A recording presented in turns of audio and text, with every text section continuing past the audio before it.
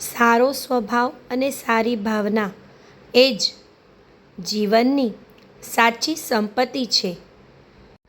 સંબંધમાં જો કોઈ તમને છોડીને જાય તો જવા દો. એને કોઈ સારું મળી ગયું હશે તમારાથી, પણ એ જ સારું એક દિવસ તમારી કિંમત સમજાવશે એને. જો તમને ભગવાન પાસે કંઈ માગવાથી નહીં મળે તો તેમના પર નારાજ ના થશો, કારણ કે ભગવાન તમને જે ગમે તે આપતા નથી, પણ તેઓ જે તમારા માટે સારું છે તે આપે છે. દુઃખની રાત્રે કોઈને પણ ઊંઘ આવતી નથી અને સુખના આનંદમાં કોઈ ઊંઘતું નથી. આને જ કહેવાય જીવન.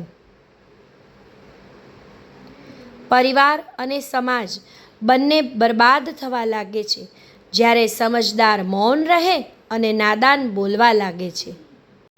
આગેવાની તમારા કદ પર નિર્ભર નથી હોતી, એ તો તમારી કાબિલિયત પર નિર્ભર હોય છે.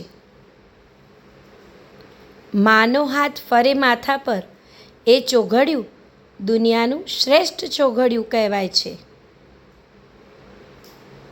માનું છું કે ઊંચાઈઓ પર ચડવું અઘરું છે, પણ ત્યાં ઉપરથી નજારો પણ કંઈક અલગ હોય છે. પડકારો તો આવતા જ રહે છે. જીતે એ જ છે જે સામનો કરે છે.